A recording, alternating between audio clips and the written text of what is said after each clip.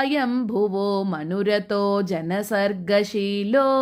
दृष्ट्वा महीमसमये सलिले निमग्नां स्रष्टारमापशरणं भवदङ्घ्रिसेवा तुष्टाशयं मुनिजनैः सह सत्यलोके कष्टं प्रजा सृजति मय्यवनिर्निमग्ना स्थानं सरोज भव कल्पय तत्प्रजानाम् इत्येवमेव कथितो मनुना स्वयंभूः अम्बोरुहाक्ष तव पादयुगं व्यचिन्तीत्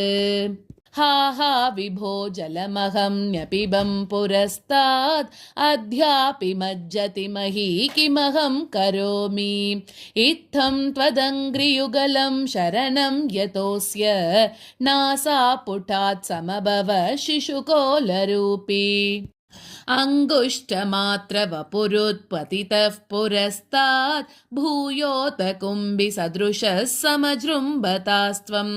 अभ्रे तथाविधमुदीक्ष्य भवन्तमुच्चैः विस्मेरतां विधिरगात् सहसूनुभिस्वैः कोऽसावचिन्त्य महिमा किटिरुत्थितो मे नासापुटात् किमु भवेदजितस्य माया इत्थं विचिन्तयति धातरिशैलमात्रः सद्यो भवन् किल जगर्जितघोरघोरम् तं ते निनादमुपकर्ण्य जनस्तपस्ताः सत्यस्थिताश्च मुनयो नुनुवुर्भवन्तम् तत्स्तोत्रहर्षुलमनाः परिणद्य भूयः तोयाशयं विपुलमूर्तिरवातरस्त्वम् ऊर्ध्वप्रसारि परिधूम्रविदूतरो मा प्रोत्क्षिप्तवालधिरवाङ्मुखघोरगोणः तूर्णप्रदीर्णजलदः परिगूर्णदक्ष्णा स्तोतृन्मुनीन् शिशिरयन्नवतेरितत्वम् अन्तर्जलं तदनु सङ्कुलनक्रचक्रं भ्राम्यत्तिमिङ्गिलकुलं कलुषोर्मिमालम् आविश्य भीषणरवेण रसातलस्तान् आकम्पयन् वसुमतीमगवेशयस्त्वम् दृष्ट्वा तदैत्यहतकेन रसातलान्ते संवेशितां झटिति कूटकिटिर्विभो त्वम्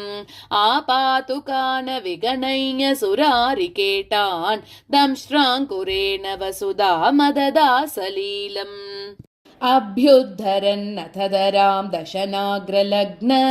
मुस्ताङ्कुराङ्कित इवादिकपीवरात्मा उद्धूतघोरसलिला जलधेरुदञ्जन् क्रीडावराह वपुरीश्वर पाहि रोगात् नारायण अखिल गुरो भगवन्नमस्ते सर्वत्र गोविन्दनाम संकीर्तनं गोविन्द गोविन्द।